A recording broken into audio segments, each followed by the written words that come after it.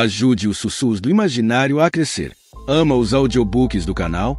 Que tal apoiar esse projeto e ajudar a trazer ainda mais histórias incríveis para todos? Contribua com qualquer valor via Pix. Escaneie o QR Code na tela e faça parte dessa jornada literária. Seu apoio nos ajuda a produzir mais e melhor. Cada contribuição mantém viva a magia das histórias e fortalece essa comunidade de apaixonados por literatura. Muito obrigado pelo seu apoio. Bem-vindo aos Sussurros do Imaginário. Nosso canal é totalmente dedicado a audiobooks, proporcionando uma experiência imersiva para todos os amantes de boas histórias. Aqui, você pode relaxar e deixar sua imaginação fluir enquanto escuta os melhores títulos literários. Dica especial: para uma experiência ainda mais completa, recomendamos que você acompanhe o audiobook com o livro físico ou o e-book. Dessa forma, você poderá desfrutar tanto da narrativa quanto do texto original, unindo os dois mundos. Pedimos desculpas especialmente aos deficientes visuais por quaisquer falhas que possam ocorrer nos audiobooks, como trechos em outras línguas, pequenos erros de narração ou tradução. Isso acontece porque utilizamos narração sintética para manter a produção dos áudios. Queremos ouvir você. Sugira nos comentários livros que gostaria de ver aqui no canal. Não se esqueça de curtir, comentar e se inscrever para ficar por dentro de todas as novidades. Obrigado por estar conosco e bons sussurros.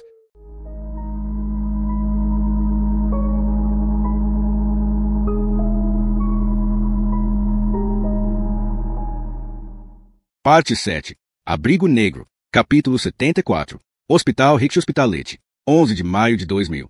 Harry reconheceu Bernard Brandalg em seguida. Olhava para Harry com os olhos muito abertos, com um amplo sorriso. Por que sorri? Perguntou Harry. Não pergunte a mim, replicou Clemetsen. Os músculos do rosto se estiram e as pessoas geralmente têm todo tipo de expressões faciais. Às vezes, pais não reconhecem seus próprios filhos, de tanto que muda o rosto. A mesa de intervenções cirúrgicas onde jazia o cadáver ficava no meio da branca sala de autópsias. Clemetsen retirou o lençol para que pudessem ver o resto do corpo. Alvorsen se virou em seguida. Havia recusado a pomada contra aromas que Harry lhe oferecerá antes de entrar, embora como a temperatura ambiente da sala de autopsias número 4 do Instituto Forense do hospital estivesse em 12 graus, o fedor não era dos piores. Alvorsen não parava de tossir. Entendo, concordou Knut Clemetsen. Não é um espetáculo agradável. Harry concordou com a cabeça. Clemetsen era um bom forense e um homem compreensivo. Sabia que Alvorsen era novo e não queria envergonhá-lo. Brandal não tinha pior imagem que outros cadáveres. Por exemplo, seu aspecto não era mais desagradável do que dos gêmeos que haviam permanecido debaixo d'água uma semana, nem que do rapaz de 18 anos que havia se esborrachado a 200 por hora enquanto tentava escapar da polícia, ou que da drogada que acharam sentada nua e coberta somente por um trapo em que haviam tocado fogo. Harry já vira de tudo e Bernard Brandalg não poderia ser incluído em sua lista dos 10 piores. Agora, por ter recebido um tiro nas costas, Bernard Brandalg tinha um aspecto catastrófico. O buraco de saída do peito era tão grande que a mão de Harry caberia nele sem problemas. Então a bala entrou pelas costas? Perguntou Harry. No meio das omoplatas, com uma leve inclinação. Seccionou a coluna vertebral ao entrar e o externo ao sair. Como vê, algumas partes do externo desapareceram. Acharam restos no assento do carro. No assento do carro? Sim. Acabava de abrir a porta da garagem. Suponho que ia trabalhar. A bala atravessou ao para-brisa e a traseira do carro e parou no muro da garagem. Que tipo de bala terá sido? Perguntou Alvorsen, que já parecia ter se recuperado. Essa pergunta terá que ser respondida pelos técnicos de balística, observou Clemetsen. Mas posso dizer que seu efeito foi como de algo intermediário entre uma bala dum-dum e uma para perfuração de túneis. Só quando trabalhei para a ONU na Croácia, em 1991, vi algo parecido. Uma bala Singapura, interveio Harry. Encontraram os restos incrustados meio centímetro na parede de cimento. A cápsula que acharam no bosque era do mesmo tipo que o que eu encontrei em Siljon neste inverno. Por isso me chamaram em seguida. Que mais nos pode contar? Clemetsen? Não sabia muito mais. Falou que já haviam realizado a autópsia na presença de oficiais da Kripos, como ditava a norma. A causa da morte era óbvia e somente havia 2 aspectos dignos de menção. Havia restos de álcool no sangue e havia-se encontrado secreção sexual debaixo da unha do dedo indicador direito. Da esposa? Perguntou Alvorsen. Isso a técnica dirá, disse Clemetsen olhando para o jovem oficial por cima dos óculos. A menos que achem relevante para a investigação, talvez não seja necessário pedir essa análise por agora. Harry concordou. Pegaram a rua Sogvan, em seguida a Pederanquer, até chegar ao domicílio de Brandalg. Que casa feia! Exclamou Alvorsen. Tocaram a campainha e tiveram que aguardar um tempo até que uma mulher de uns 50 anos, e muito maquiada, abrisse a porta. Elsa Brandalg? Sou a irmã. Quem a procura? Harry mostrou sua carteira de identificação. Mais perguntas? Resmungou a irmã com raiva contida na voz. Harry confirmou com um gesto, embora suspeitasse de qual seria a reação. Está totalmente esgotada e não vai lhe devolver o marido o fato de que vocês... Perdão, mas não estamos pensando em seu marido, interrompeu Harry, educadamente. Ele está morto. Pensamos na próxima vítima, em evitar que alguém mais tenha que passar pelo que ela está passando agora. A irmã parou boquiaberta, sem saber exatamente como continuar a frase. Harry retirou-a do apuro perguntando se deviam retirar os sapatos antes de entrar. A senhora Brandal não parecia tão esgotada como sua irmã dera a entender. Estava sentada no sofá com o olhar perdido, mas não passou inadvertido a Harry o trabalho de ponto de cruz que aparecia por baixo de uma das almofadas do sofá. E não é que fosse estranho em se dedicar a tecer quando acabavam de assassinar o seu marido. Talvez fosse até normal. Algo familiar ao que se aferrar quando o resto do mundo vem abaixo ao seu redor. Vou esta noite para a casa de minha irmã, explicou a mulher. Soube que está com vigilância policial, disse Harry. Se por acaso tentarem também me atacar, arrematou ela. Acha que existe a possibilidade? Perguntou Alvorsen. E, se existir, quem seria? A mulher encolheu os ombros. Olhou pela janela, em direção à pálida luz do dia que entrava no salão. Sei que a Cripus esteve fazendo as mesmas perguntas, disse Harry. Mas, então, não sabe se seu marido recebeu ameaças depois do que o Dagbladet publicou ontem, não é? Ninguém ligou para cá, respondeu ela. Mas na guia telefônica somente figura o meu nome, por desejo de Bernit. Será melhor que falem com o ministério, se alguém ligou para lá. Já fizemos isso, comentou Alvorsen olhando fugazmente a Harry. Estamos rastreando todas as ligações que recebeu ontem em sua sala. Alvorsen insistiu no tema dos possíveis inimigos de seu marido, mas ela não tinha grande coisa para dizer. Harry ficou um tempo escutando, até que, de repente, lembrou um detalhe e perguntou. Quer dizer que ontem não recebeu nem uma só ligação aqui? Bem, alguma houve, ela admitiu. Um par de ligações. De quem? Minha irmã, Bernit, e uma sondagem de opinião. Soube o que perguntaram? Não sei. Perguntaram por Bernit. Já sabe, tem essas listas de nomes por idade e sexo. Perguntaram por Bernit Brandal? Sim. A sondagem de opinião não usam nomes. Ouviu algum ruído de fundo? O que quer dizer? Normalmente, essa gente trabalha de cabines que dividem com várias pessoas. Havia. Mas, não era esse tipo de ruídos aos que você se refere. Era. Diferente. A que horas recebeu essa ligação? Meio-dia, acho. Respondi que voltaria à tarde. Esquecera-me que iria a Larvik para esse jantar com o conselho de exportação. Já que Bernit não figura na guia telefônica, não lhe ocorreu que alguém poderia ter ligado para todos os Brandal da guia para descobrir onde Bernit morava e quando iria estar em casa. Não entendo. As agências de sondagem de opinião geralmente não ligam no horário de trabalho perguntando por alguém em idade de trabalhar. Harry se dirigiu a Alvorsen. Pergunte a Telenor se podem fornecer o número de onde ligaram. Perdão, senhora Brandal, disse Alvorsen. Notei que tem um telefone com ISDN na entrada. Eu tenho o mesmo aparelho. Os 10 últimos números ficam armazenados na memória, assim como a hora da ligação. Posso? Harry aprovou com o olhar a eficácia de Alvorsen. Este se levantou e a irmã da senhora Brandal o acompanhou à entrada. Bernit era um pouco antiga às vezes, explicou a Harry a senhora Brandal, com meio sorriso. Mas gostava de comprar aparelhos modernos. Telefones e coisas assim. Como era quanto à fidelidade, senhora Brandal? Ela levantou a cabeça bruscamente. Pensei que poderíamos falar disso a sós, continuou Harry. A Cripus investigará o que lhes contou antes. Seu marido não esteve em Larvik com conselho de exportação. Sabia que os assuntos exteriores dispõem de um quarto permanente no Hotel Continental? Não. Meu superior do CNI me falou isso nesta manhã. Parece ser que seu marido se hospedou ali ontem à tarde. Não sabemos se estava só ou acompanhado, mas é fácil suspeitar quando o homem mente para sua mulher e vai para um hotel. Harry observou enquanto seu semblante sofria uma metamorfose, daí a desolação, a resignação e a risada, ainda que soasse como um soluço. Realmente, não deveria me surpreender, ela admitiu. Se quer saber, direi que nesse campo também era moderno. De qualquer maneira, não posso compreender o que tem isso a ver com este assunto. Poderia ter dado motivos a um esposo para assassiná-lo, esclareceu Harry. Eu poderia ter o mesmo motivo. Pensou nisso. Moramos na Nigéria e ali não custava mais de 200 coroas para contratar os serviços de um assassino, revelou com a mesma risada amarga. Acho que atribuía ao celular as opiniões que o diário Dagbladet colocou em sua boca. Precisamos verificar todas as possibilidades. A maioria eram mulheres que conhecia através do trabalho. Nem preciso dizer que eu não conheço todas as histórias, mas uma vez peguei-o em flagrante. E então me dei conta de que seguia uma linha. Mas um assassinato? Não sei. Hoje em dia, ninguém dá um tiro a ninguém por algo assim, não? Dirigiu a Harry uma olhada inquisitiva, mas ele não soube o que responder. Através das portas de vidro que davam à entrada, se ouvia Alvorsen falar em voz baixa. Harry tossiu. Sabe se ultimamente tinha encontros com alguma mulher especificamente? Ela negou com um gesto. Pergunte no ministério. Já sabe, é um ambiente muito estranho. Com certeza que ali existe alguém a quem encantaria lhe dar alguma pista. Falou isso com amargura, como uma informação mais. É muito estranho, disse Alvorsen já de volta. Recebeu uma ligação às 12h24, mas não foi ontem, mas anteontem. Ah, sim, pode ser que tenha me confundido, respondeu Elsa Brandal. Enfim, Nesse caso, não terá nada que ver com isso. Pode ser que não, concordou Alvorsen. Ainda assim, solicitei a informação. A ligação vinha de um telefone público, o do restaurante Schder. Um restaurante? Perguntou ela. Sim, claro, isso explicaria o som de fundo. Acha que não tem por que estar relacionado com o assassinato de seu marido. Se apressou a intervir Harry ao mesmo tempo em que se colocava de pé. No Schder vai muita gente estranha. Elsa Brandau os acompanhou até a escadaria da entrada. Fazia uma tarde cinzenta e as nuvens passavam lentamente sobre a colina que tinham às suas costas. A senhora Brandau tinha os braços cruzados, como se sentisse frio. Tanta escuridão aqui, comentou. Não notaram? A polícia técnica continuava penteando a área em torno da casa, onde haviam encontrado a cápsula, quando Harry e Alvorsen se aproximaram cruzando pela urze. Alto! Gritou uma voz quando se agacharam para passar debaixo do cordão policial. Polícia! Respondeu Harry. Não importa, respondeu a mesma voz. Precisam esperar que terminemos. Era Weber. Usava umas botas de borracha alta e um ridículo impermeável amarelo. Harry e Alvorsen ficaram do outro lado das fitas. Alô, Weber! Gritou Harry. Não tenho tempo, repus fazendo gestos para que se afastassem. Só um minuto. Weber se aproximou em grandes passadas e com uma expressão de irritação manifesta. O que quer? Gritou de uma distância de 20 metros. Quanto tempo ficou esperando? O tio lá de cima? Não tenho ideia. Vamos, Weber. Uma pista. É a Cripos ou vocês quem investiga este caso? Os dois. Ainda não estamos totalmente coordenados. E quem me diz que vai estar? Harry sorriu e apanhou um cigarro. Acertou das outras vezes. Weber, pare de dourar a pílula. Quem é o rapaz?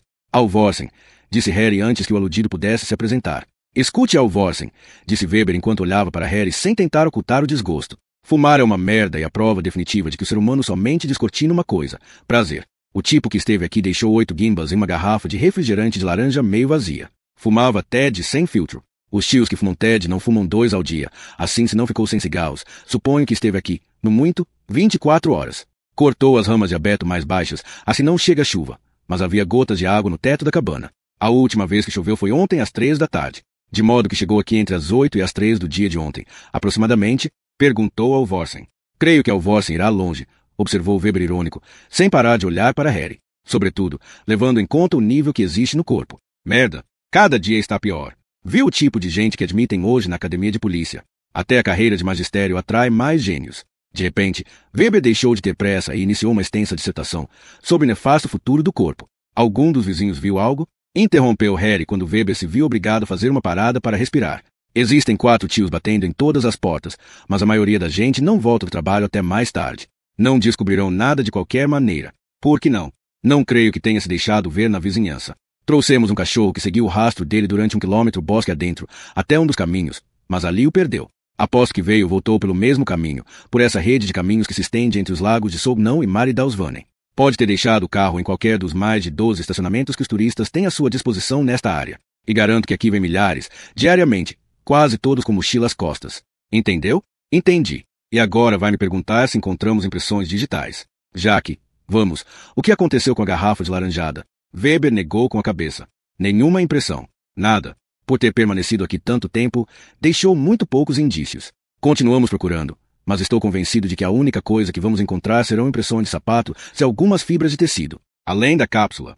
Todo o resto ele recolheu. Entendo. Como uma advertência. Talvez. Você o que acha? O que eu acho? Acho que a inteligência somente foi distribuída entre os jovens, já que essa é a postura que tentam implantar hoje no corpo. Bem, obrigado pela ajuda, Weber. E pare de fumar. Ho. Um tio duro, opinou Alvorsen já no carro quando iam a caminho do centro. Weber pode ser um tanto estranho, admitiu Harry, mas conhece o seu trabalho. Alvorsen tamborilava no painel de instrumento o ritmo de uma melodia muda. E agora? Perguntou. Hotel Continental. A Cripos ligara para o Hotel Continental 15 minutos depois que tivessem limpado e trocado os lençóis do quarto de Brandau. Ninguém se dera conta de que tivesse recebido visita. Somente sabiam que Brandau deixará o hotel ao redor da meia-noite. Harry estava na recepção, fumando seu último cigarro, enquanto o recepcionista que estivera de plantão na noite anterior retorcia as mãos visivelmente nervoso. Até esta manhã, não nos informaram de que Brandau fora assassinado. Se escusou. Do contrário, teríamos o bom senso de não tocar no seu quarto. Harry fez um gesto afirmativo antes de dar a última tragada no cigarro. De todas as formas, o quarto do hotel não era o palco do crime, embora seria interessante encontrar algum cabelo longo e ruivo sobre o travesseiro e dar com a pessoa que, com toda a probabilidade, fora a última a falar com Brandau. Bem, suponho que isso é tudo, disse o chefe da recepção com um sorriso, mas como se estivesse a ponto de começar a chorar. Harry não respondeu. Notou que o homem ficava mais nervoso quanto menos eles falavam. de modo que não respondeu, mas ficou olhando fixamente a brasa de sua guimba. Bem, repetiu o chefe da recepção ao mesmo tempo em que passava a mão pela calva. Harry continuava mudo. Alvorsen olhava para o chão. O chefe da recepção aguentou 15 segundos mais, antes de estourar. Claro que às vezes recebia visitas no quarto, confessou por fim.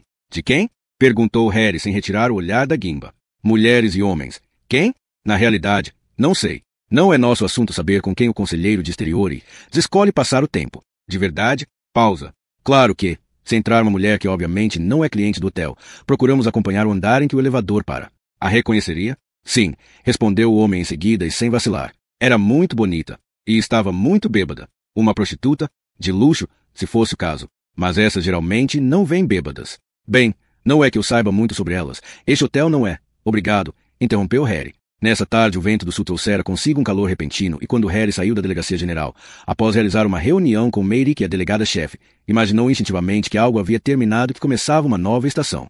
Tanto a delegada-chefe quanto Mayrick conheciam Brandalg, mas ambos deixaram claro que somente no terreno profissional. Era evidente que haviam acordado. Mayrick iniciou a reunião anulando missão de vigilância em Clipon. A delegada-chefe apresentou a sua proposta e Harry compreendeu que suas façanhas em Sydney e Bangkok haviam causado, apesar de tudo, certa impressão nas altas esferas policiais. O comportamento típico dos oficiais que são livres, sentenciou a delegada-chefe, e adicionou que, também neste caso, poderia continuar agindo assim. Uma nova estação. O cálido vento do sul lhe despenteava a cabeça e se permitiu o luxo de apanhar um táxi, já que ainda trazia pesada bolsa de viagem. A primeira coisa que fez quando entrou em seu apartamento da rua, Sophie foi dar uma olhada na secretária eletrônica. A luz vermelha estava acesa, mas não piscava. Não havia mensagens. Havia pedido a Linda que tirasse cópias de todos os documentos do caso e utilizou o resto da tarde a repassar a informação de que dispunham sobre os assassinatos de Al Grindale e Ellen Gelten. Não porque acreditasse que ia encontrar algo novo, mas porque a leitura fomentaria sua imaginação. De vez em quando olhava para o telefone, pensando quanto tempo aguentaria sem chamá-la. O assassinato de Brandalg era a principal notícia do dia em todos os informativos. Deitou-se à meia-noite. Levantou-se a 1, desconectou o telefone e o colocou na geladeira. Às 3, por fim, adormeceu.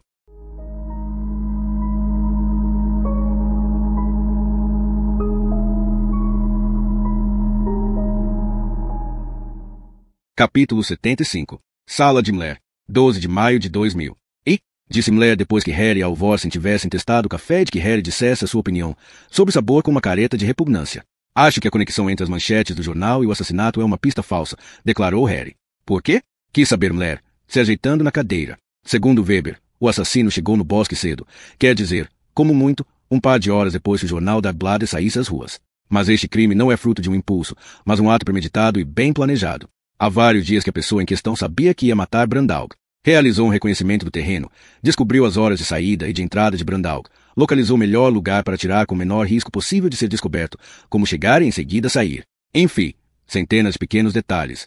Assim que, em sua opinião, o assassino comprou o rifle Marklin para realizar este atentado. Pode ser que sim, pode ser que não. Obrigado, essa resposta nos permite avançar enormemente, replicou Mary com acidez. Só quero dizer que é plausível.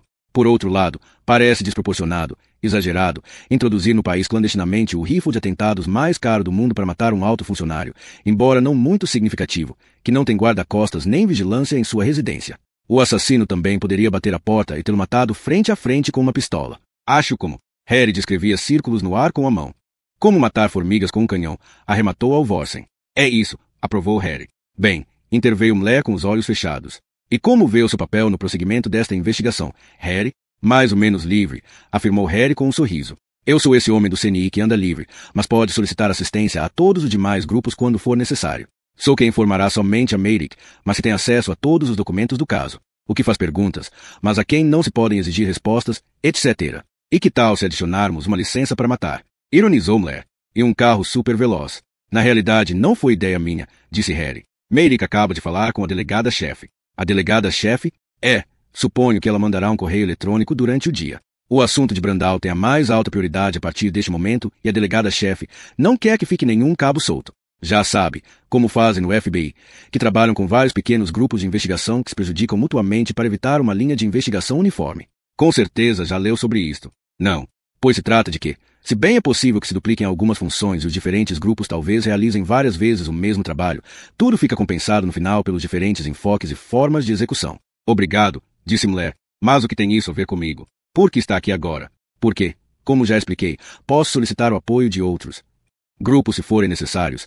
Terminou Mler. Já ouvi. Desembuche. Harry.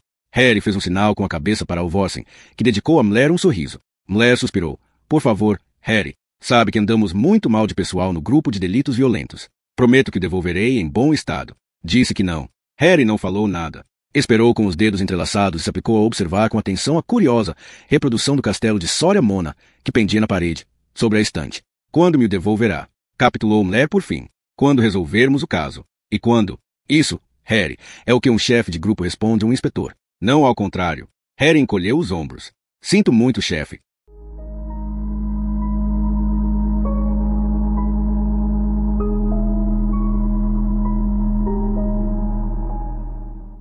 Capítulo 76. Iris Veien. 12 de maio de 2000. O coração palpitava no peito como um cavalo fugitivo quando levantou o fone. Alô, Signe, disse a voz. Sou eu. Sentiu que começava a ter vontade de chorar. Deixe-me, por favor, sussurrou. Fiel na morte, Signe. Você disse. Irei falar com o meu marido. A voz riu suavemente. Mas não está em casa, não é? Ela agarrava o fone com tal força que doía a mão. Como sabia que Iven não estava em casa? E como era possível que somente ligasse quando Iven estava fora? A ideia que cruzou sua mente lhe apertou a garganta. Não poderia respirar. Esteve a ponto de desmaiar. Estaria ligando de um lugar do qual poderia ver a casa. E quando Iven saía? Não. Fazendo um grande esforço, tentou se controlar e se concentrar em respirar. Não muito rápido, mas profunda e lentamente. Falou a si mesma. O mesmo que dizia a todos aqueles soldados feridos quando chegavam das trincheiras chorando, presos do pânico e com a respiração acelerada. Conseguiu controlar o medo. E, pelo ruído de fundo, ouviu que ligava de um lugar onde havia muita gente. Em sua vizinhança somente havia residências. Ficava tão bonita com o uniforme de enfermeira. Signe, disse a voz. Tão reluzente e branco. Branco como o capuz de Olaf Lidwig. Lembra-se dele? Era tão bonita que eu acreditava que fosse impossível que nos traísse, que seu coração fosse incapaz de albergar a traição. Achava que eras como Olaf Lidwig. Eu a vi tocá-lo. Signe, tocar seu cabelo. Uma noite de lua. Você e ele pareciam anjos, como enviados do céu. Mas me equivoquei. Existem anjos que não são enviados do céu. Signe. Sabia disso? Ela não respondeu. A voz dissera algo que ativou um vulcão de pensamentos em sua cabeça. A voz. E notou que estava distorcida. Não. Obrigou-se a responder. Não? Pois deveria. Eu sou um desses anjos. Daniel está morto, disse ela. Fez-se o silêncio, somente interrompido pela respiração que sibilava contra a membrana. Então, a voz falou de novo. Voltei para julgar. Os vivos e mortos. E desligou. Signe fechou os olhos. Levantou-se e foi para o quarto. Ficou-se olhando no espelho atrás das cortinas corridas. Tremia como presa de uma altíssima febre.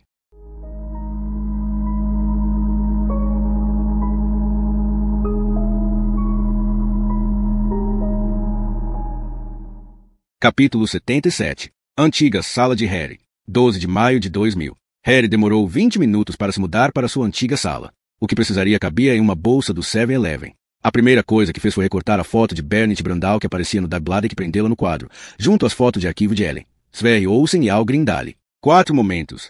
Havia enviado Alvorsen ao Ministério de Assuntos Exteriores para que fizesse algumas perguntas se tentasse descobrir quem era a mulher do Hotel Continental. 4 pessoas. 4 vidas. 4 histórias. Sentou-se na cadeira quebrada e estudou seus rostos, mas seus olhares estáticos não lhe diziam nada. Ligou para a SS. Sua irmã falou que gostaria muito de ficar com Elge, ao menos por um tempo. Ficaram bons amigos, disse. Harry concordou, desde que não se esquecesse de lhe dar de comer. É uma fêmea, disse SS. Ah, sim? Como soube disso? Henrique e eu descobrimos. Pensou que gostaria de saber como se descobria algo assim, mas se deu conta em seguida de que preferia não saber. Falou com o papai? SS disse que sim e lhe perguntou se ia ver a jovem. Que jovem? Com a que você disse que havia dado um passeio. A que tem um filho. Ah, essa jovem. Não acredito. Que pena. Pena? Penso que é uma pena porque está apaixonado por ela. Às vezes SS dizia coisas a que Harry não tinha nem ideia de como responder. Acertaram que iriam ao cinema um dia destes. Harry perguntou se teriam que convidar Eric. E SS falou que sim, que assim era quando se tinha namorado. Depois de desligar, Harry parou pensativo. Raquel e ele não haviam se cruzado ainda pelo corredor, mas sabia onde era sua sala. Decidiu-se e levantou da cadeira. Precisava falar com ela já, não suportava aquela espera. Linda lhe sorriu quando viu entrar pela porta do CNI. Já de volta, deslumbrante, só vou cumprimentar Raquel um momento. Só? Harry eu os vi na festa do grupo. Harry notou com desgosto que seu sorriso brincalhão o fez enrubescer até os lóbulos das orelhas, que sua tentativa de risada seca fracassou estrepitosamente. Mas pode esquecer. Raquel não veio hoje. Ficou em casa. Doente. Desculpe um momento, Harry. Linda atendeu ao telefone. CNI, em que posso ajudar?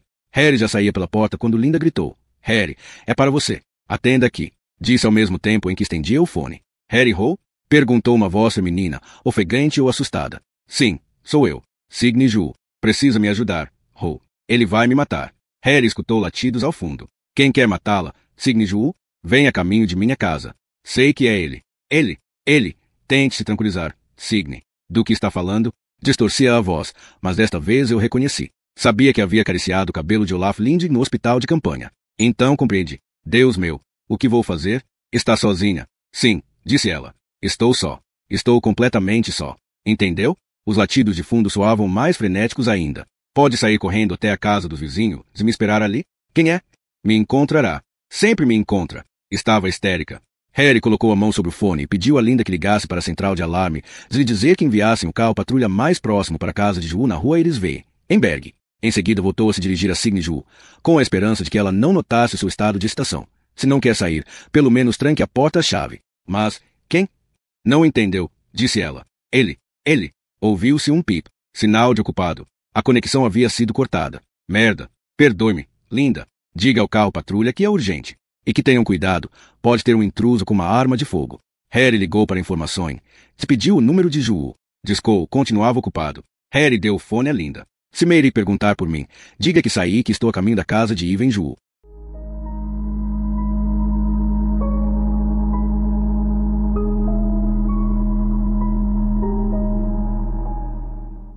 Capítulo 78. Rua Irisvey, 12 de maio de 2000. Quando Harry chegou à rua Irisvey, viu em seguida o carro de polícia estacionado em frente da casa de Ju. A tranquila rua flanqueada por casas de madeira, o charco de água, a luz azul que girava lentamente no teto do carro, os dois garotos curiosos de bicicleta. Era como se fosse uma repetição da cena que tivera lugar ante a casa de Sverre Olsen. Harry desejou que a similaridade não fosse além. Estacionou, desceu do escote e se encaminhou lentamente até o portão. Quando estava abrindo, ouviu que alguém saía da casa. Weber, disse Harry, nossos caminhos se cruzam outra vez.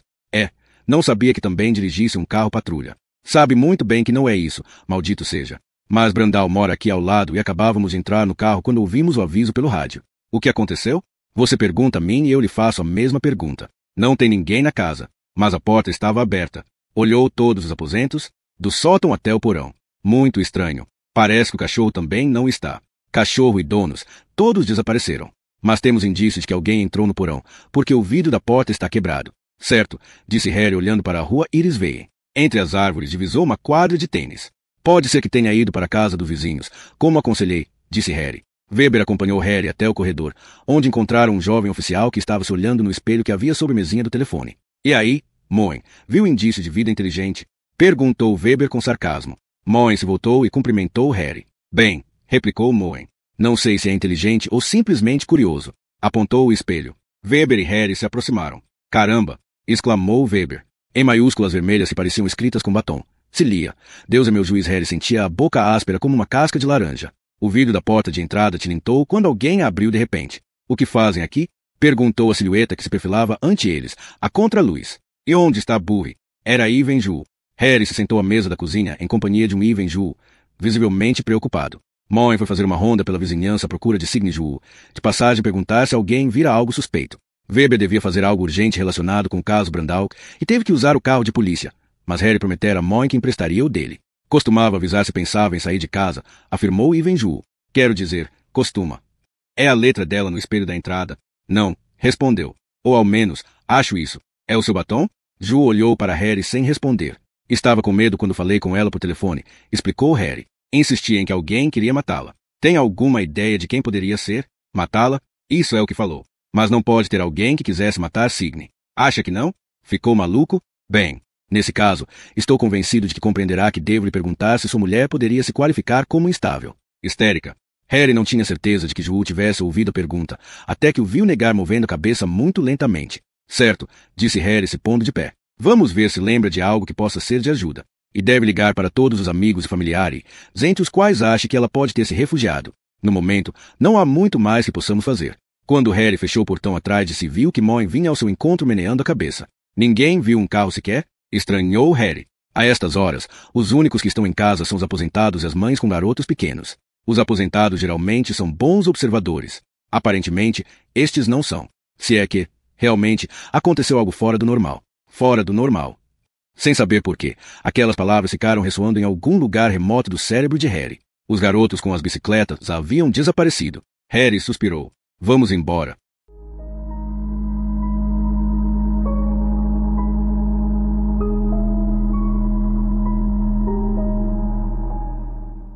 Capítulo 79. Delegacia Geral de Polícia. 12 de maio de 2000. Quando Harry entrou na sala, Alvorsen estava falando no telefone. Com um gesto, indicou que falava com um informante. Harry pensou que continuava tentando descobrir a mulher do Hotel Continental, o que significava que não tivera sorte no Ministério de Assuntos Exteriores. Com exceção do monte de cópias de arquivo que entupiam a sua mesa, a sala de Alvorsen estava limpa de papéis, pois havia tirado tudo salvo relacionado com o caso Marklin. Certo, disse Alvorsen. Se souber de algo mais, me ligue, de acordo, e desligou o telefone. Conseguiu falar com Aune? Perguntou Harry ao mesmo tempo em que sentava em sua antiga cadeira. Alvorsen, sem pronunciar palavra, lhe mostrou 2 dedos. As 2. Harry olhou o relógio e deduziu que Aune chegaria em 20 minutos. Dê-me uma foto de Edvard Mosken. Harry pediu levantando o fone. Discou o número de Sindri Falk, que concordou em se reunir com ele às 3. Depois, informou Alvorsen do desaparecimento de Signe Ju. Acha que tem algo a ver com o caso Brandaug? Perguntou Alvorsen. Não sei, mas agora é mais importante ainda falar com Aune. Por quê? Porque isso se parece cada vez mais com a obra de um louco. E para isso precisaremos um guia. Aune era um homem grande por várias razões. Era obeso, media quase 2 metros e era considerado o psiquiatra mais competente do país, dentro de seu campo, que não eram os transtornos de personalidade. Não obstante, Aune era um homem sábio e havia ajudado Harry em outros casos.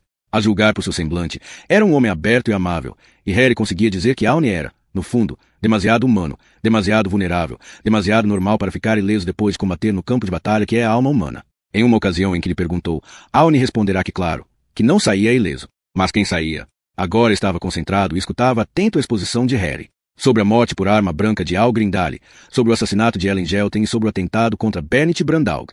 Harry falou, além disso, de Ivan Ju, segundo o qual deviam procurar um ex-combatente da frente, uma teoria que provavelmente se apresentava como a mais sólida, pois Brandaug foi assassinado um dia depois que suas declarações apareceram no diário Dagbladet. E, para concluir, o colocou à corrente do desaparecimento de Signe Ju. Aune ficou pensativo. Grunhia enquanto movia a cabeça para afirmar ou negar. Infelizmente acho que não poderei ajudar muito, se lamentou. A única coisa que pode me ser útil é a mensagem do espelho. Lembre-me um cartão de visita, gesto bastante comum entre os assassinos em série. Sobretudo depois de cometer vários assassinatos, quando já começam a se sentir seguros. Chegando a esse ponto, desejam elevar o nível de tensão desafiando a polícia. Acha que enfrentamos um homem doente. Aune, o conceito de doente é relativo. Todos nós estamos doentes. A questão radical é simplesmente no nível de funcionalidade de cada um em relação com as normas que a sociedade estabelece para uma conduta aceitável. Nenhum ato é, em si, sintoma de uma doença. É preciso levar em conta o contexto no qual se executa esse ato. Por exemplo, a maioria das pessoas é equipada com um controle de impulsos alojado no cérebro médio, que tenta evitar que assassinemos os nossos próximos. Essa é somente uma das características evolutivas de que estamos dotados para proteger a nossa espécie. Mas, com o treinamento oportuno e suficiente, podemos aprender a vencer essa inibição, que terminará por se enfraquecer. Como entre os soldados, por exemplo, se você ou eu, de repente, começamos a matar gente, é muito provável que estejamos doentes. Mas poderíamos dizer o mesmo, e não necessariamente, se fossemos assassinos a soldo, ou oficiais de polícia, se me entende. Em outras palavras, se nós estamos lidando com um soldado, com o que, por exemplo, combateu em algum dos lados durante a guerra, seu umbral de aceitação do assassinato será muito mais baixo que o de outra pessoa, imaginando que ambas estejam psicamente sãs. É isso? Sim e não. Um soldado é treinado para matar em uma situação bélica e para anular a inibição. Precisa sentir que o ato de matar se realiza no mesmo contexto. Assim precisa sentir que continua combatendo em uma guerra. Dito de uma forma simples, sim. Mas, se for essa situação, pode continuar matando sem ficar doente no sentido clínico da palavra. Ou, ao menos, não mais que um soldado normal qualquer. Quer dizer, não se trata mais que de uma percepção da realidade divergente. Nesse caso, o diagnóstico pode ser aplicado a todo mundo. Como? Perguntou Alvorsen. Quem deve decidir o que é certo e real, moral ou imoral? Os psiquiatras? Os juízes? Os políticos? Bem, interveio Harry. De qualquer maneira, são eles que o fazem. Exato, confirmou Aune. Mas se acham que quem tem autoridade para julgar e o fazem de forma injusta ou arbitrária, perderão a sua autoridade moral. Por exemplo, se alguém é preso por pertencer a um partido legal, procurará outro juiz, ou recorrerá a uma instância superior. Deus é meu juiz, repetiu Harry. Aune concordou. O que acha que isso significa? Aune, significa que quer explicar seus atos. Que, apesar de tudo, precisa ser compreendido. Como sabe, é algo que acontece à maioria das pessoas. Harry passou pelo restaurante esteira a caminho da casa de Falk. Reinava o silêncio habitual das manhãs e Marge estava sentada à mesa que havia sob o televisor, lendo o jornal e fumando um cigarro. Harry lhe mostrou a foto de Edvard Moskin que Alvorsen havia conseguido em um tempo recorde, através da Direção-Geral de Trânsito, que, há 2 anos, havia expedido uma carteira de motorista internacional em nome de Moskin. Sim, acho que vi essa cara enrugada. Mas me lembrar de onde e quando? Não. Precisaria ter estado aqui várias vezes para que me lembrasse de seu rosto, mas um assíduo frequentador. Não é? Acha que alguém mais aqui pode ter falado com ele? Faz umas perguntas muito difíceis, Harry. Alguém ligou do seu telefone público às 12h30 da manhã de quarta-feira. Não conto com que se lembre, mas poderia ter sido essa pessoa? Marge encolheu os ombros. Claro, mas também poderia ter sido Papai Noel. Sabe como são as coisas por aqui, Harry. Harry ligou para Alvorsen quando ia a caminho da rua Vibe para pedir que localizasse Edvard Moskin. Detenho? Não. Só precisa verificar os álibis para o assassinato de Brandau ou a desaparecimento de Signe Juul. Sindri Falk estava pálido quando abriu a porta para Harry. Um amigo me presenteou ontem com uma garrafa de uísque, explicou esboçando um sorriso. Já não tenho corpo para essas coisas. Quem chega aos 60? Riu e foi retirar do fogo a cafeteira, que começara a assoviar. Li sobre o assassinato desse conselheiro de assuntos exteriores. Gritou da cozinha. Diziam que a polícia não descarta que esteja relacionado com as declarações sobre os combatentes da frente. O diário Veja diz que os neonazistas estão por trás de tudo. Vocês acham que isso é verdade? Pode ser que o Veja acredite. Nós não acreditamos em nada e tampouco descartamos nada. Como vai o livro? Algo lento, por agora. Mas quando terminar, abrirá os olhos de muita gente. Pelo menos, isso é o que digo a mim mesmo para me sentir capaz de colocar a máquina em marcha em dias como hoje. Falk deixou a cafeteira na mesa da sala de estar e sentou no sofá. Colocará um pano frio ao redor da cafeteira, um velho truque da frente, explicou com um sorriso. Obviamente, esperava que Harry lhe perguntasse como funcionava o truque, mas Harry tinha pressa.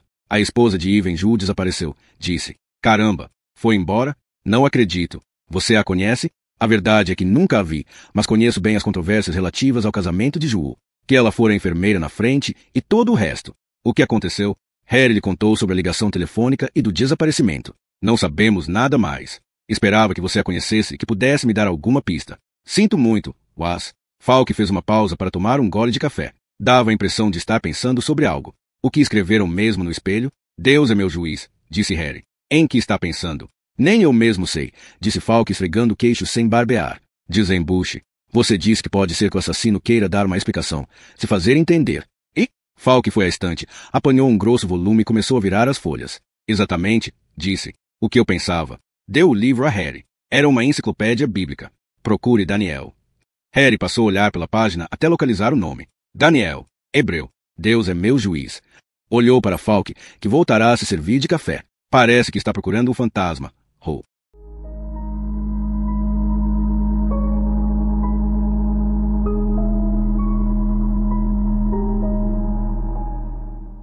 Capítulo 80. Rua Parquet, Uranienburg, 12 de maio de 2000. Johann Kroh recebeu Harry em sua sala. A estante que tinha às suas costas estava repleta de anuários de boletins de jurisprudência encadernados em couro marrom. Fazia um peculiar contraste com o rosto de garoto do advogado. Passou-se muito tempo da última vez, disse Kroh convidando-o a sentar com um gesto. Tem boa memória, disse Harry. Sim, minha memória se encontra em perfeito estado. Sverre Olsen. Tinha um caso firme. Pena que o juiz municipal não soubesse se ater ao regulamento. Não vim por isso, disse Harry. Quero pedir um favor. Pedir é grátis, disse Kroh juntando as pontas dos dedos. Para Harry ele lembrava um ator infantil que representasse um papel de adulto. Estou procurando uma arma que entrou no país legalmente e tenho razões para acreditar que Sverre Olsen pode estar implicado de algum modo. Levando em conta que seu cliente está morto, não tem por que acatar o segredo profissional, portanto, nada o proíbe de me dar alguma informação. Pode nos ajudar a esclarecer o assassinato de Bernit Brandau. Acreditamos que foi cometido com essa arma. Kroh sorriu com malícia. Preferiria ser eu quem definisse até onde deve se estender o meu segredo profissional oficial. Não se anula automaticamente ao falecer o cliente. Por outro lado, não lhe aconteceu pensar que a mim pode parecer um tanto ousado que venha pedir alguma informação depois de terem matado o meu cliente. Tento me esquecer dos sentimentos e me manter no plano profissional, replicou Harry. Nesse caso, deve realizar um esforço ainda maior, oficial. A voz de Kroh soou mais alta do que antes. Esta visita não é muito profissional, como tampouco é matar um homem em sua própria casa. Foi em defesa própria, explicou Harry. Formalidades, rechaçou Kroh. Era um oficial de polícia com muita experiência. Devia saber que Olsen era instável e não se apresentar de improviso. O oficial deveria ser processado. Harry não pode se conter. Estou de acordo consigo. É muito triste que um delinquente não seja condenado por uma formalidade. Kroh piscou 2 vezes antes de compreender o que Harry queria dizer. As formalidades jurídicas são outra coisa, oficial, corrigiu o advogado. Jurar ante o juiz pode ser que seja um detalhe, mas sem segurança pública. Meu título é de delegado. Harry se concentrava em falar lentamente e em voz baixa, e essa segurança pública de que fala matou a minha colega, Ellen Gelten. Conte isso a essa sua memória da qual tão condenadamente está orgulhoso. Ellen Gelten, 28 anos. A investigadora com mais talento de todo o corpo de polícia de Oslo. O crânio esmigalhado. Uma morte fodida. Harry se levantou e inclinou seus 190 centímetros de altura sobre a mesa de Crow, cuja laringe subia e descia nervosamente pelo esquale do pescoço. Durante 2 segundos intermináveis, Harry se permitiu o luxo de gozar, ao ver o pavor nos olhos do jovem advogado de defesa. Em seguida deixou cair seu cartão de visita, que planou até aterrissar na mesa. Ligue-me quando tiver terminado de considerar quanto tempo deve permanecer submetido ao segredo profissional, disse. Harry havia quase cruzado o umbral quando a voz de Crow fez se deter. Me ligou justo antes de morrer. Harry se voltou. Crow suspirou. Tinha medo de alguém. Sverre Olsen sempre tinha medo. Estava só e aterrado. Quem não está? Murmurou Harry, antes de perguntar. Falou de quem tinha medo. Do príncipe? Só isso, o príncipe. E não explicou por que tinha medo? Não. Só que o tal príncipe era uma espécie de superior e que havia lhe ordenado que cometesse um crime. Queria saber qual seria a pena se o crime fosse cometido cumprindo ordens. Pobre idiota. Que tipo de ordem? Que crime? Isso não me falou. Algo mais? Crow negou em silêncio. Ligue-me a qualquer hora do dia ou da noite se lembrar de algo mais, notou Harry. E uma coisa mais, delegado. Se achar que durmo tranquilo sabendo que foi declarado inocente o homem que matou a sua colega, está errado. Mas Harry já havia saído.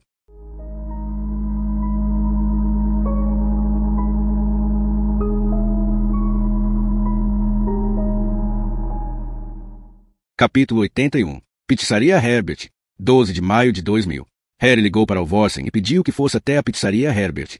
Estavam praticamente sozinhos no local e escolheram uma mesa próxima à janela. No encão do fundo havia um tipo com um capote militar longo, um bigode que havia passado de moda com Adolf Hitler e um par de pés enfiados nas respectivas botas que ele havia colocado em cima de uma cadeira. Tinha pinta de tentar bater o recorde mundial de tédio. Alvorsen havia conseguido localizar Edvard Mosken, mas não encontrou em Drammen. Não atendeu quando liguei para sua casa. Assim consegui que no serviço de informação telefônica me informassem o número de um celular. Está em Oslo. Tem um apartamento na rua Trons, em Rodelka, onde fica quando vai ao Berk. Berk? O hipódromo. Parece que vai todas as sextas-feiras e sábados. Diverte-se e aposta um pouco, me falou. Além disso, é proprietário da 4ª parte de um cavalo. Encontrei-me com ele no estábulo, atrás da pista. O que mais falou? Que algumas vezes, quando estava em Oslo, passava pelo Schder de manhã. Que não tem ideia de quem é Bernit Brandaug, que, é claro, nunca ligou para sua casa. Sabia quem era Signe Juul e a se lembrava dela da frente. Tem um álibi? Alvorsen pediu uma Havaí Tropic com pimentão, salame e abacaxi. Mosken me contou que, salvo as viagens até Berk, havia passado semanas só no apartamento da rua Trons. E que estava ali na manhã que mataram Bernit Brandaug. E nesta manhã também. Bem, que impressão lhe causou a forma de responder? O que quer dizer? Acreditou no que contava? Sim. Bem, acreditar. Procura em sua memória. Alvorsen, não tenha medo. E em seguida, me diga exatamente o que sente. Alvorsen fixou o olhar na mesa, brincou com o cardápio das pizzas. Se mente, é um tipo muito frio. Isso eu afirmo. Harry suspirou. Encarregou-se de que mantenham vigiado. Quero 2 homens em frente de sua casa, dia e noite. Alvorsen concordou sem dizer nada e discou o número no celular. Harry ouviu a voz de mulher enquanto olhava para o neonazista do canto. Ou como se chamasse, nacional-socialistas, nacional-democratas. Acabava de ler um trabalho de sociologia de fim de curso que concluía dizendo que na Noruega existem 57 neonazistas. Serviram a pizza de Alvorsen e este olhou para Harry inquisitivo. Adiante, animou Harry. A pizza não é o forte. Ao homem do rincão havia se somado a companhia de um casaco de combate, curto e verde. Conversavam entre sussurros ao mesmo tempo em que olhavam para os 2 polícias. Outra coisa a mais, lembrou Harry. Linda, do CNI, me falou que em Colônia existem os arquivos da SS, uma parte dos quais foram destruídos em um incêndio nos anos 70, mas em alguma que outra ocasião encontraram neles informações sobre cidadãos noruegueses que lutaram no lado alemão. Destinos, condecorações, esse tipo de coisas. Quero que ligue e veja se consegue descobrir algo sobre Daniel Gudesson e sobre Gulbrand Johansen. Certo, chefe, disse Alvorsen com a boca cheia de pizza. Quando terminar com a pizza, não? Enquanto isso, irei conversar com a juventude, afirmou Harry se levantando. Quando se tratava de assuntos de trabalho, Harry nunca tivera o menor reparo em utilizar o seu tamanho para conseguir alguma vantagem psicológica. E, em que pese que do bigode de Hitler olhava para Harry como se estivesse fazendo um esforço sobre-humano, Harry sabia que atrás daquele frio olhar se ocultava o mesmo medo que vira em Crow, com a diferença de que aquele tipo estava mais acostumado a ocultá-lo. Harry apanhou a cadeira em que o do bigode de Hitler apoiava as botas, de modo que seus pés caíram no chão antes que pudesse reagir. Perdão, disse Harry. Achei que a cadeira estava livre. Merda de árvore, murmurou do bigode. A cabeça raspada que estava acima do pescoço do casaco de combate verde girou. Correto, confirmou Harry. O policial de merda. Não, esse apelativo é, com certeza, muito suave. O acha de The Man é suficientemente internacional? Estamos deixando nervoso? Perguntou do casaco. Sim, está me deixando nervoso, disse Harry. Faz muito que irritam. Traz-me recordações do príncipe. Mensagem de Hall para o príncipe. Entenderam? O do casaco piscou abobado. O das botas abriu uma boca que deixou à vista duas fileiras de dentes totalmente dispare. Se começou a rir até que começou a babar. Está falando de Acon Magnus? Perguntou. Ao cabo de um tempo, o do casaco notou a piada e começou a rir também. Claro, comentou Harry. Se não são mais que soldados da ralé, é lógico que não conheçam o príncipe. Então será melhor que transmitam a mensagem ao seu superior imediato. Espero que gostem da pizza, rapazes. Enquanto voltava para Alvorsen, sentiu seus olhares cravados na nuca. Termine de comer, falou Harry para Alvorsen, que, nesse momento, levava à boca um enorme pedaço de pizza. Precisamos sair daqui antes que continue acumulando merda em minha folha de serviços.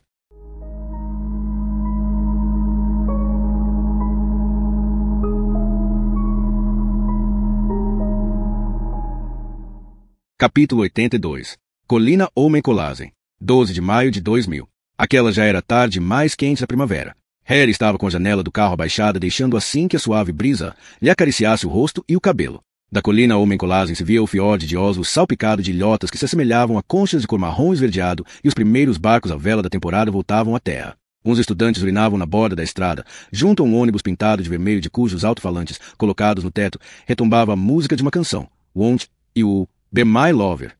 Uma senhora idosa com calças bombachas e o anorak amarrado ao redor da cintura descia a rua com um sorriso cansado e satisfeito. Harry estacionou o carro em frente da casa. Preferia não chegar até o jardim. Não sabia muito bem por quê. Quem sabe porque tinha a sensação de que, se estacionasse mais abaixo, sua visita seria menos invasiva. Um pensamento ridículo, claro, já que, de qualquer maneira, se apresentava sem ter sido convidado. Estava na metade de caminho quando soou o celular. Era Alvorsen, que ligava do arquivo de traidores da pátria. Nada, anunciou. Se for verdade que Daniel Gudesson está vivo, jamais foi condenado por traição. E Signe Ju pegou uma condenação de 1 ano. Certo, mas se livrou da prisão. Alguma outra coisa interessante? Nada. Já estão se preparando para ir embora. Vá para casa dormir. Pode ser que até amanhã pensemos em algo. Harry chegará ao pé da escadinha e estava a ponto de subi-la de um pulo quando a porta se abriu. Ficou imóvel. Raquel usava uma blusa de lã e jeans azuis. Tinha o cabelo despenteado e o rosto mais pálido que de costume. Procurou em seus olhos algum sinal de que se alegrasse de voltar a vê-lo, mas não viu nada. Nem sequer essa amabilidade neutra que tanto havia temido. Apenas não havia expressão alguma em seus olhos, e vá saber o que isso significava. Escutei vozes, disse Raquel. Entre. Oleg estava de pijama na sala de estar, vendo televisão. Alô, perdedor, cumprimentou Harry. Não deveria estar treinando com o Tetris? Oleg suspirou sem levantar a cabeça. Sempre me esqueço que os garotos não entendem de ironias, falou a Raquel. Onde esteve? Perguntou Oleg. Onde estivera? Harry ficou um tanto confuso ao ver a expressão acusadora de Oleg. O que quer dizer? Oleg encolheu os ombros. Um café? Perguntou Raquel. Harry concordou. Oleg e Harry observavam em silêncio a incrível migração dos gnus através do deserto de Kalarári, enquanto Raquel fora para a cozinha. Levou muito tempo, tanto café quanto migração. 56.000, disse Oleg ao final. Mentira, replicou Harry. Sou o primeiro na lista dos melhores de todos os tempos. Vá buscá-lo. Oleg se levantou e saiu correndo da sala quando Raquel entrava com café e foi sentar em frente a Harry, que apanhou o controle remoto e diminuiu o volume do trovão dos cascos. Foi Raquel quem, por fim, quebrou o silêncio. O que vai fazer este ano no 17 de maio? Tenho plantão. Mas se está insinuando um convite para o que for, moverei céus e terras. Ela riu agitando e negando com as mãos. Desculpe, somente queria iniciar uma conversa. Falemos de outra coisa. Está doente? Perguntou Harry. É uma longa história, pois parece que temos muito tempo. Por que lhe fizeram voltar? Perguntou Raquel. Brandalg. Com quem? Curiosamente, falei em uma ocasião sentado bem aqui. Sim, a vida está cheia de coincidências absurdas, lembrou Raquel. Tão absurdo que nunca teria colado em uma história inventada, pelo menos. Você não sabe nem a metade, Harry. O que quer dizer? Ela deu um suspiro e começou a remexer o café. O que aconteceu? É que toda a família decidiu enviar mensagens cifradas nesta noite. Ela tentou rir, mas o seu sorriso se tornou em um soluço. O típico resfriado de primavera, pensou Harry. O que? Tentou começar a frase um par de vezes mais, mas não conseguiu. A colherinha dava voltas e mais voltas na xícara. Por cima de seu ombro, Harry viu como um crocodilo, lentamente, mas sem piedade, arrastava um gnu para as águas do rio. Tenho passado muito mal, confessou Raquel. E dormido de menos. Voltou-se até Harry, que viu que Raquel estava chorando. As lágrimas rolavam por suas faces e se acumulavam debaixo do queixo. Mas ela não fez o menor tento de contê-las. Bem, disse Harry. E isso foi que teve tempo de dizer, antes que ambos se fundissem em um abraço. Abraçaram-se como se fossem salva-vidas. Harry tremia pela emoção. Só isso, pensou. Só isso já é suficiente. Tê-la assim. Mamãe. O grito veio do segundo andar. Onde está o meu Gameboy? Em uma das gavetas da comoda, gritou Raquel com voz trêmula. A de cima. Beije-me, falou para Harry. Mas Oleg pode, o Gameboy não está na comoda. Quando Oleg desceu correndo as escadas com o Gameboy, que, finalmente, havia encontrado na caixa dos brinquedos, não notou o ambiente que reinava na sala e riu da expressão de preocupação de Harry quando lhe mostrou a nova soma de pontos. Mas quando Harry começou a jogar para bater o seu novo recorde, ouviu a voz de Oleg. Por que estão com essas caras tão esquisitas? Harry viu que Raquel custava em se manter séria. É porque nos gostamos muito, explicou Harry, suprimindo 3 linhas com uma peça longa e delgada ao fundo à direita. E esse recorde está perigando muito, perdedor. Oleg riu e Harry lhe deu uma palmada no ombro. Nem Sony. Você já é o perdedor.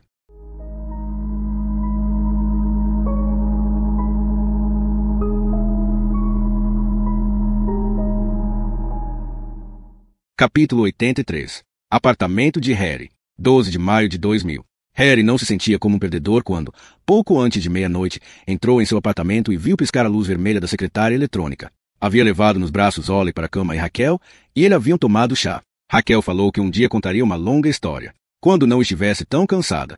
Harry lhe disse que precisava umas férias. Ela se mostrou de acordo. Poderemos ir os 3 juntos, propôs. Quando tenha se resolvido este caso. Não permito que brinque com essas coisas. Quem está brincando?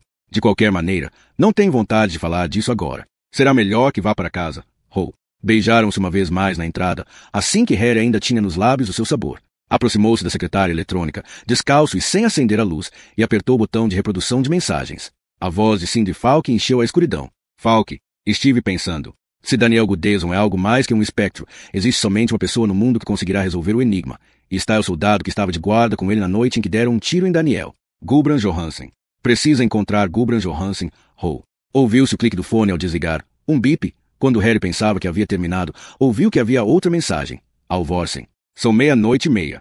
Acaba de me ligar um dos policiais de vigilância. Estão há muito tempo esperando ante o apartamento de Mosken, mas ele não voltou para casa, assim que testaram o número de Dramen, para ver se respondia ao telefone. Tampouco respondeu. Um dos rapazes foi a Berk, mas ali tudo estava fechado e as luzes apagadas. Pedi que fossem pacientes e enviei uma ordem de busca do carro de Mosken através do rádio da polícia. Só queria que soubesse. Vemo-nos amanhã. Novo bip. Nova mensagem. Um recorde para a secretária eletrônica de Harry. Alvorsen outra vez. Começo a ficar senil. Esqueci por completo o outro assunto.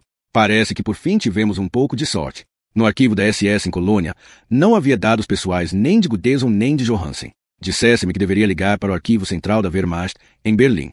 Lá encontrei um antipático que me falou que o número de noruegueses participantes nas forças regulares alemãs foi muito reduzido. Quando expliquei o assunto, não obstante, me prometeu que verificaria. Devolveu-me a ligação ao cabo de um tempo. Não havia encontrado nada sobre Daniel Goodeson, mas várias cópias de uns documentos pertencentes a um tal de Gulbran Johansen, também norueguês. Segundo esses documentos, Johansen foi transferido em 1944 para a Wehrmacht da Waffen-SS. Havia uma anotação segundo a qual haviam enviado a Oslo as cópias dos documentos originais no verão de 1944, o que, segundo nosso homem de Berlim, somente poderia significar que destinaram Johansen para ali. Também encontrou parte da correspondência mantida com o médico que assinou a licença por doença de Johansen. Em Viena, Harry se sentou na única cadeira da sala.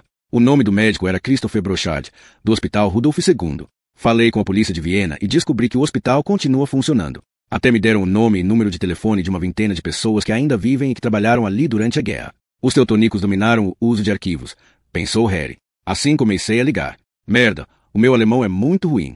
A risada de Alvorsen explodiu no alto-falante. Liguei para 8 deles até que achei uma enfermeira que se lembrava de Gulbran Johansen. Era uma senhora de 75 anos. Afirmou-me que se lembrava dele muito bem. Amanhã lhe darei o seu número e endereço. Seu nome é Monten, Helena Monten. Um novo bip se seguiu ao silêncio, mas, nesta ocasião, o reprodutor de mensagens parou. Harry sonhou com Raquel, com seu rosto se fundindo em seu pescoço, com suas mãos, tão fortes, com figuras do Tetris caindo sem cessar. Até que a voz de Cindy Falk acordou no meio da noite e o obrigou a procurar na escuridão o contorno de uma pessoa. Precisa encontrar Gulbran Johansen.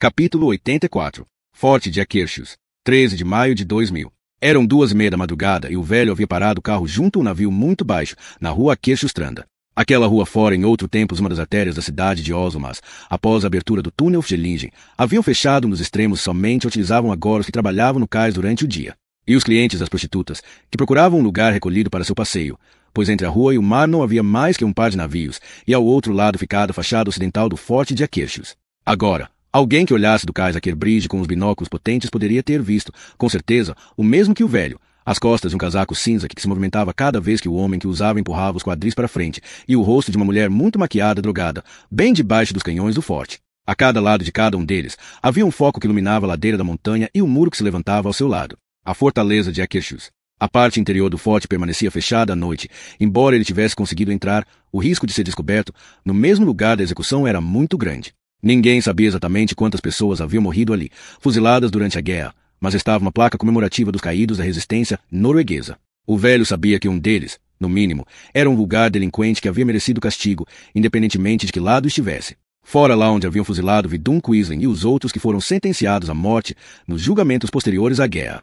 Quisling aguardou o cumprimento da sentença na Torre da Pólvora. O velho havia se perguntado a miúdo se seria aquela torre que dera título a um livro em que o autor descreve em detalhes os diferentes métodos de execução ao longo dos séculos. A descrição da execução por fuzilamento em frente a um pelotão não seria, na realidade, um relato sobre a execução de Vidun Quisling naquele dia de outono de 1945, quando levaram o traidor até a praça para furar seu corpo com balas de fuzil. Era certo, como contava o autor, que haviam lhe colocado um capuz sobre a cabeça e que haviam pregado um pedaço de papel branco no lugar do coração, para que se fizesse de alvo. Gritaram a ordem 4 vezes antes de disparar? Disparariam tão mal aqueles experientes tiradores que o médico teve que utilizar o estetoscópio para determinar que o condenado devesse ser executado outra vez até que, após disparar 4 ou 5 vezes mais, foi a hemorragia de tantas feridas superficiais a que lhe causará a morte. O velho tinha a descrição recortada do livro. O casaco deixou de se mover. Haviam terminado o coito e o seu proprietário já descia a ladeira em direção ao seu carro. A mulher continuou junto ao muro, ajeitou bem a camisa e acendeu um cigarro que brilhava na escuridão a cada tragada. O velho esperava. A mulher amassou o cigarro com um salto e começou a andar pelo caminho lameado que rodeava o forte, para voltar ao escritório situado nas ruas próximas ao Banco da Noruega. O velho se voltou para o assento traseiro, de onde a mulher, amordaçada, o olhava fixamente, com o pavor pintado no rosto e os mesmos olhos aterrados a cada vez que despertava dos efeitos do éter dietílico. Viu-a mover a boca debaixo da mordaça. Não tenha medo, Signe, recomendou-se inclinando para ela e prendendo algo ao seu abrigo. Signe tentou inclinar a cabeça para ver que era, mas ele a forçou a mantê-la reta. Daremos um passeio, propôs. Como costumávamos fazer. Saiu do carro, abriu a porta traseira, retirou-a de um puxão e a empurrou para que caminhasse diante dele. Ela tropeçou e caiu de joelhos sobre o cascalho que havia entre a grama e a borda da rua, mas ele agarrou fortemente a corda com que havia lhe atado as mãos às costas, obrigando-a a se levantar. Colocou-a bem diante de um dos focos, com a luz diretamente orientada ao rosto. Fique completamente quieta, eu me esqueci do vinho. Ribeiros Tinto, se lembra, não é? Completamente quieta, do contrário. A luz a cegava e o velho teve que aproximar a faca ao rosto para que a visse. E apesar da intensa luz, tinha as pupilas tão dilatadas que os olhos pareciam negros. Ele foi até o carro, sempre olhando ao seu redor. Mas não havia ninguém. Aguçou o ouvido, mas não ouviu nada mais além do zumbido uniforme de uma cidade. Abriu o porta-malas. Empurrou a negra bolsa de lixo para um lado e notou que o cadáver do cachorro começara a ficar rígido. O aço do Marklin brilhava debilmente. Entrou no carro. Desceu a janela até a metade e apoiou o rifle no vidro. Ao levantar a vista, viu dançar da sombra gigantesca que o corpo da mulher projetava sobre o muro do século XVI, ocre e amarelo. A sombra devia ser vista desde Nesoden. Muito bonito. Guiou o carro com a mão direita enquanto acelerava o motor. Deu uma olhada ao seu redor uma última vez, antes de localizar o branco da mira. Havia uma distância de uns 50 metros. O casaco da mulher encheu a totalidade da circunferência da lente.